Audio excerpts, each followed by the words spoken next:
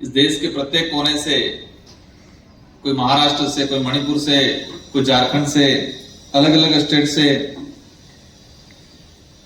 इस एम्स के अंदर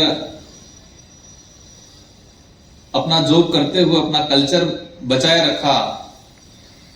इस दिल्ली के आधुनिकता की इस फोड़ के अंदर भी अपना कल्चर जो बचाए रखा और आज जो आयोजन किया और हमें यहाँ पर आमंत्रित करके जो मान सम्मान दिया, उसके लिए आप सबको मेरी ओर से तहे दिल से धन्यवाद देना चाहूंगा। बिरसा मुंडा को नमन करते हुए जयपाल सिंह मुंडा, बाबा भीमराव अंबेडकर जी, सावित्रीबाई फुले, ये वो शख्सियत हैं, इन्होंने अगर शायद संघर्ष नहीं किया होता तो आज अपन शायद यहाँ नहीं होते। इनके कड़े संघर्षों की वजह से हमें संवैधानिक प्रावधान मिले। उन संवैधानिक प्रावधानों के तहत मुझे भी सांसद बनने का अवसर मिला और आप लोगों को डॉक्टर, नर्सिंग स्टाफ, अनेक नौकरियां प्राप्त करने का अवसर मिला। मैं देख रहा था, समझ रहा था, आते हुए एम्स में कार्यक्रम है। हमारी 12 तारीख को, मतलब 9 तारीख को लोकसभा खत्म हो गई थी, लेकिन मैंने पहले यस कर लिया था क्योंकि 12 तारीख तक चलने वाली थी। तो एम्स का नाम सुना था तो मेरे अंदर भी था कि मैं एम्स के अंदर जाऊं। सोच रहा था, आ रहा था उस समय कि सब पैंट शर्ट दबा के व्यवस्थित टाई वाई में होंगे, कुछ कार्यक्रम एकादा कुछ रख लिया होगा, ठीक है। लेकिन यहां पर आया तो अच्छा लगा। हर स्टेट से अपने प्रस्तुति दी, अपने कम्युनिटी का, अपने क्षेत्र का प्रेजेंटेशन दिया। हमारे से आने से पहले 1-2 कार्यक्रम हो गए, सबको देख के अच्छा लगा। मैं सर को पूछ रहा था कि ये जो आए हैं तो कल्चर टीम बुलाई है क्या झारखंड से? नॉर्थ ईस्ट से कल्चर टीम बुलाई है, ये महसूस हो रहा था पहले तो। फिर पता चला नहीं, यहाँ के स्टाफ हैं। तो एक बात कहना चाहूंगा, आप लोगों ने ये जो अपनाए रखा और इस भावना के अनुरूप कार्यक्रम किया, उसके लिए आप तहे दिल से धन्यवाद देना चाहूंगा। लेकिन कई बार हमें ये महसूस होता है और सुनने में आता है, कई लोगों के दिमाग में ये रहता है कि यार तो जमाना बदल गया, आगे बढ़ गए या आगे बढ़ गई। कई लोगों में ऐसी धारणा रहती है कि जो अपनी लैंग्वेज में बात कर ले, लोकल लैंग्वेज में, ट्राइबल लैंग्वेज में, ट्राइबल कल्चर की बात कर ले, तो कई लोग कहते हैं यार अभी तक तू पीछे ही है, दुनिया कहां से कहां पहुंच गई। तो मुझे लगता है कि अपने कल्चर को छोड़ के आगे बढ़ेगा वो एक न एक दिन पछताएगा। वो नहीं पछताएगा तो उसके आने वाली पीढ़ी भी पछताएगी। और अपने ग्रोथ में मेरे हिसाब से हमारी संस्कृति, हमारी बोली भाषा कहीं बाधक नहीं होती है। हमारे विकास में, हमारी पीढ़ी के विकास में, विभिन्न प्रकार के क्षेत्रों में आगे बढ़ने में अपनी कल्चर, अपनी लैंग्वेज, अपनी आइडेंटिटी बाधक नहीं होती है, वो सहायक होती है। आपको जो मजबूती देगी, वो ताकत देगी।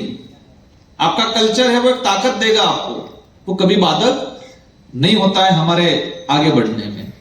तो आज हम सांसद बन गए, आप अधिकारी हो, आप डॉक्टर्स हो, नर्सिंग स्टाफ हो, तो कहीं पर भी आपको ये बाधक नहीं, आपको सहायक के रूप में, आपको एक ढाल के रूप में हमारी कल्चर, हमारी बोली भाषा, क्योंकि हमारी बोली भाषा, कल्चर, हमारी आइडेंटिटी आधार पे हमें रिजर्वेशन मिला है या अन्य अधिकार मिले, तो हमारी कल्चर है वो कभी बाधक नहीं बनेगा हमारे विकास में।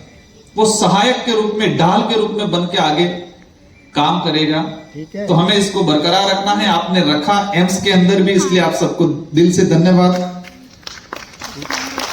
आज देश के अंदर विश्व आदिवासी दिवस मनाया जा रहा है प्रत्येक कोने में, और एम्स के अंदर शायद ये पहली बार। तो मैं सारी आयोजन टीम को और आप सब ने जो साथ सहयोग दिया, उसके लिए पुनः एक बार तहे दिल से धन्यवाद दूंगा मैं, क्योंकि ये बहुत बड़ी उपलब्धि है और एम्स के इतिहास में इसको लिखा जाएगा कि ट्राइबल दिवस एम्स में कब से मनाना शुरू हुआ। 1994 से इस दिवस को घोषित किया 1995 से रेगुलर मनाते आए। इस दिवस को लेके 1985 से चर्चा चल रही थी, लेकिन हमारे जब यूनियन ने 1994 में इस पर डिसीजन लिया और विश्व आदिवासी दिवस घोषित किया गया। आज 2024 में हम जी रहे हैं।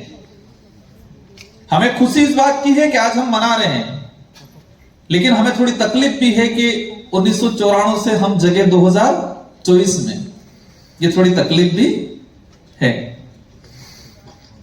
अगर हमारे में जागरूकता गवर्नमेंट ने थोड़ा ध्यान दिया होता तो हो सकता है उस समय से अगर मनाया होता तो आज देश की और हमारी स्थिति कुछ और होती, परिवर्तन हुआ होता। जो कल्चर खत्म हुआ, जो लैंग्वेज खत्म हुई, जो विस्थापन के नाम से ट्राइबल्स को मारा जा रहा है, शायद वो इतना नहीं हुआ होता। आज देश के अंदर जो माने एसटी एससी की बात करें,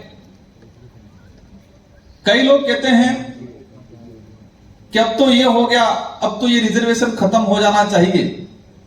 जिस समुदाय ने हजारों सालों से शोषण सहा, शिक्षा से वंचित रहा, सुख सुविधाओं से वंचित रहा,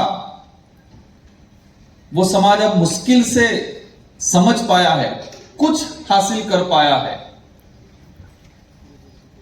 दूसरा व्यक्ति तो सोचे लेकिन हमारे भी समाज के कई बड़े बनने के बाद उनको लगता है कि नहीं अब तो ठीक हो गया है, हमारा ठीक हुआ है, मैं सांसद बन के ठीक हो गया, आप अधिकारी बन के ठीक हो गया। लेकिन हमारे ही लोग, हम 5% हैं, 95% आज भी जंगलों में बिना जमीन के रह रहे हैं। 2 वक्त की रोटी आज भी नसीब नहीं हो पा रही है उनको। आज भी रिजर्वेशन मिल तो ठीक रहा है, लेकिन क्या है रिजर्वेशन वो नहीं पता। आज भी उनको बेसिक एजुकेशन नहीं मिल रहा है। देश के हालात हैं ये, जो टीवी पे हम कुछ लोगों ने देख लिया वो नहीं है। देश के हालात बहुत भयंकर हैं, और विशेषकर एसटी एससी के हालात बहुत भयंकर। हमारे साथी ने बताया कि विस्थापन के नाम से जितने जो बड़े प्रोजेक्ट आए, यह हकीकत है ट्राइबल इलाके के अंदर प्रोजेक्ट लागू की। मैंने लोकसभा के अंदर पहला सत्र था मेरा, मैंने क्वेश्चन लगा के निकलवाए, पिछले 5 साल के अंदर 2.5 लाख लोग सिर्फ टाइगर प्रोजेक्ट के नाम से विस्थापित हुए। 2.5 लाख आदिवासी टाइगर प्रोजेक्ट के नाम से विस्थापित हुए पिछले 5 साल के अंदर। गवर्नमेंट रिकॉर्ड में जिनकी जमीन खाते में थी उसको गवर्नमेंट ने रिकॉर्ड रखा, लेकिन जिसकी जमीन खाते में नहीं थी वो सालों से रह रहा था, हजारों से 100-200 सालों से, उसको राजस्व का रिकॉर्ड में नहीं इसका नाम दर्ज हो पाया था, वो विस्थापित हो गया था। वो गवर्नमेंट के पास रिकॉर्ड नहीं है। गवर्नमेंट ने रिकॉर्ड में पिछले 2.5 सालों के अंदर 2.5 है, जमात है, सब है, लेकिन सब आपस में एक दूसरे के ऊपर नीचे मान लेते हैं। ये हमारी कमजोरी है। हम लोगों ने वर्ण व्यवस्था के तहत हजारों साल हमारे पुरखों ने छुआछूत भेदभाव सहा है, तो हम ये चीजें हमारे समुदाय में नहीं लाए। ये हमें समझना पड़ेगा, और हम हर किसी को साथ में, जो कमजोर है उसको साथ में लेके चल के मुख्य धारा में लाना है और आगे बढ़ाना है। आज कल्चर को लेके देखा जाए, गवर्नमेंट ने, मैंने कई क्वेश्चन लगा के जवाब मांगा, संरक्षण नहीं किया। लैंग्वेज को लेके भी कई हमारी भाषा थी, क्षेत्रीय भाषा खत्म हो गई, खत्म होने के कगार पे आ गई है। अब ये सारी समस्या होगी। हमारे पूर्व वक्ताओं ने भी समस्या बताई, कुछ समाधान भी बताया, लेकिन इन सारी समस्याओं का समाधान क्या है? हम क्या करें ऐसा जिससे हमारी लैंग्वेज बचे, हमारी आइडेंटिटी बचे, हमारे अधिकार बचे, जल जंगल जमीन की जो लड़ाई लड़ रहे हैं वो बचे। समाधान तब हो पाएगा हम जागरूक होंगे, और जागरूक होंगे तो एकजुट होंगे। लेकिन इसमें सबसे बड़ी समस्या ये है, झारखंड छत्तीसगढ़ के आदिवासियों की बात आती है, और आज तक का मैंने आजादी के बाद का अब तक का इतिहास देखा कि जो भी ट्राइबल्स अपने जल जंगल जमीन की लड़ाई लड़ता है उसको नक्सलाइट घोषित कर दिया जाता है। जो लोग लोकतंत्र में विश्वास नहीं करते हैं, जो लोग हथियार उठाते हैं, ऐसे लोगों के पक्ष में हम भी नहीं हैं। यह नहीं करना चाहिए। लेकिन कई जगह ऐसा देखा है, सोनी सोरी का कांड सुना होगा आपने। छत्तीसगढ़ की एक टीचर थी, सोनी सोरी लेडीज थी। उस स्कूल के अंदर आर्मी जब भी जाती नक्सलाइट के खिलाफ एक्शन लेने, तो इसकी स्कूल को कब्जा करके वहां रहती।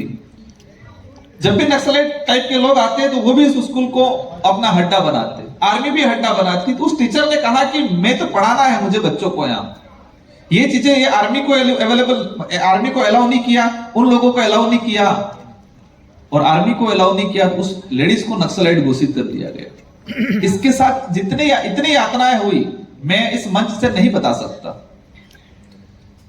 उसको नक्सलाइट घोषित कर दिया गया, 3 से 4 साल वो जेल रही। कई ऐसे सोशल एक्टिविस्ट देखें, और हम भी देखते हैं, कोई भी, आज मैं बोल रहा हूं, मैंने कई जगह बोला है, कहते हैं राजकुमार ने दिया भगवदगीता बयान, बार बार सुनने में आता है। आप लोग दिल्ली में तो पहली बार आए, इसलिए धीरे धीरे आएगा। राजस्थान में बार बार राजकुमार ने दिया भगवदगीता बयान। कोई भी लीडर, कोई भी अधिकारी बोल दिया, अगर नक्सलाइट को लेके कुछ भी बोल दिया, तो सीधा ये देखो, ये ऐसे लोगों की बात कर रहे हैं, ऐसे लोगों को सपोर्ट कर रहे हैं। हर समस्या का समाधान है। आज बांग्लादेश में हो रहा है, गलत है, इंसानियत के खिलाफ है, वो नहीं होना चाहिए, हमें भी तकलीफ है, लेकिन ये चीजें हमारे देश में भी हो रही है। आज सारे टीवी चैनल पे बता रहे हैं बांग्लादेश में ये हो रहा है, बताना चाहिए, कोई दिक्कत नहीं, लेकिन मणिपुर में भी अभी भी हो रहा है, उसको भी बताना, नेशनल मीडिया में बताना चाहिए, नहीं बताया जा रहा है। मणिपुर में क्या स्थिति बनी, छत्तीसगढ़ में क्या स्थिति, रोज मर रहे हैं लोग, कोई रिकॉर्ड नहीं है गवर्नमेंट के पास। छत्तीसगढ़ के अंदर कई इलाका ऐसा है, लगभग 3 से 4 लाख लोगों के पास आज भी आधार कार्ड, वोटर आईडी नहीं है। गवर्नमेंट के पास भी रिकॉर्ड नहीं है उनका, उन लोगों के पास भी वोटर आईडी, आधार कार्ड, कोई आइडेंटिटी नहीं है। जानवरों की गणना हो रही है, कितने जानवर किस प्रोजेक्ट में, सबको पता है, गवर्नमेंट को पता है, कितने शेर है, कितने पैंथर है, लेकिन किस इलाके में कितना आदिवासी, आज कई इलाका ऐसा छूटा हुआ है। और इससे भी बड़ी समस्या है, मेरे पास आए थे ये टी ट्राइब्स, लगभग इस देश के अंदर, इस इलाके में देखें, महाराष्ट्र का कुछ इलाका उधर है, देखें 2 से 2.5 करोड़ ट्राइबल्स, उन्होंने अन्य धर्म अपना रखा है, उनकी आइडेंटिटी ट्राइबल्स के नाम से नहीं है, न ही गवर्नमेंट में ट्राइबल का उनको सर्टिफिकेट मिल रहा है। कोई ओबीसी में है, कोई जनरल में है, कोई एससी में है, और ये भी देखा ट्राइबल्स मुस्लिम भी बना हुआ है, ट्राइबल जैन भी बना हुआ है, ट्राइबल बौद्ध भी बना हुआ है, ट्राइबल हिंदू भी बना हुआ है, ट्राइबल ईसाई भी बना हुआ है। मतलब हम धर्म में भी बढ़ गए, हम किसी धर्म के विरोध में नहीं है, लेकिन ट्राइबल की आइडेंटिटी, हमारी खुद की आइडेंटिटी, हमारी खुद की धर्म व्यवस्था है, हमारा खुद की धार्मिक परंपरा है, और हम अपनी छोड़ के किसी और का झंडा पकड़ रहे हैं, और इतना मजबूत पकड़ रहे हैं कि छोड़ ही नहीं रहे। जल जंगल जमीन चला जाएगा, रिजर्वेशन चला जाएगा, लेकिन उस झंडे को नहीं छोड़ रहे। और ये नशा ऐसा है कि वो अफीम से भी खतरनाक नशा है। देखा है कई जगह इंसानियत खत्म हो रहा है, लेकिन धर्म का झंडा सबसे ज्यादा, उसको लेके मेरे को बार बार कुछ लोग कहते हैं नहीं बोलना चाहिए, लेकिन मैंने देखा कि हमारे समाज को अगर शिक्षा से वंचित रखा गया है तो धर्म के आधार पे। कोई हिंदू माने, मुझे कोई दिक्कत नहीं है, लेकिन जब इसमें कह देते हैं कि आप चौथे वर्ण में आते हो, शूद्र में आते हो, पैरों से पैदा हो, ये अगर कोई पढ़ने मिल जाता है, सुनने मिल जाता है, तब तकलीफ होती है। अंबेडकर जी ने कहा था, मैं अज्ञानतावश पैदा जरूर हुआ हूं, लेकिन मैं मरूंगा नहीं। और आज तक के देश के इतिहास में आजादी से पूर्व, पहले आजादी के बाद का भी अगर देखा जाए, तो अंबेडकर जी ने 4 लाख लोगों के साथ बौद्ध धर्म अपनाया था। हाँ, अंबेडकर जी को आरती जरूर कर देते हैं, लेकिन उनके विचारों को फॉलो नहीं करते। अंबेडकर जी को हम नाम ले लेते हैं, जय भीम बोल लेते हैं, लेकिन अंबेडकर जी क्या चाहते थे, वो क्या करके गए थे, वो हमें नहीं पता है। हम अधिकारी बन जाएंगे, हम नेता बन जाएंगे, लेकिन उनकी वास्तविक आइडियोलॉजी क्या थी, वो नहीं अपना पा रहे आज भी। बहुत कुछ करना है। ये देश महान इसलिए है कि इस देश में अनेक समुदाय हैं, अनेक धर्म हैं। विश्व में इस देश को कहते हैं भारत देश महान है, अनेक विविधता है, अनेक विविधता, अनेक धर्मों के बावजूद भी एकजुट है। ट्राइबल की बात आती है तो सारे समूह को एकजुट होने की जरूरत है, और एसटी एससी की बात आती है तो हम सबको एकजुट होने की जरूरत है, और देश की बात आती है तो सभी धर्म, सभी जातियों के लोगों को एकजुट होने की जरूरत है। कोई भी धर्म हो, इस देश में, इस संविधान में प्रावधान दे रखा है कि ब्राह्मण को अपने अधिकार, अपनी बात करने का अधिकार है, इंसानियत के नाते, जैन को है, हर सभी वर्ग को है। हमने सभी धर्म सभी लोगों को स्वीकार किया, माना। और मेरे इलाके में देखा है, ट्राइबल इलाका है मेरा, पूरे गांव में एक पंडित जी आके रहेंगे तो पूरे गांव वाले उनकी सुरक्षा करते। कोई भी व्यक्ति इस आदमी को कभी भी आधी रात को वो आदमी कहीं निकलता तो कहीं नहीं छेड़ते उसको सब कुछ सुविधा गांव वाले मिलकर करते हैं। लेकिन दिक्कत तब होता है कि किसी अन्य समुदाय का गांव बाहुल्य हो और ट्राइबल की संख्या कम हो और वहां उसको शिक्षा से वंचित रखा जाता है, तब तकलीफ होती है। ट्राइबल ने सबको स्वीकारा, सब। तो यहां से ये भी आप लोगों से चाहूंगा कि शारीरिक इलाज तो है, लेकिन देश के अंदर मानसिक इलाज करने का भी आप लोगों को काम करना है।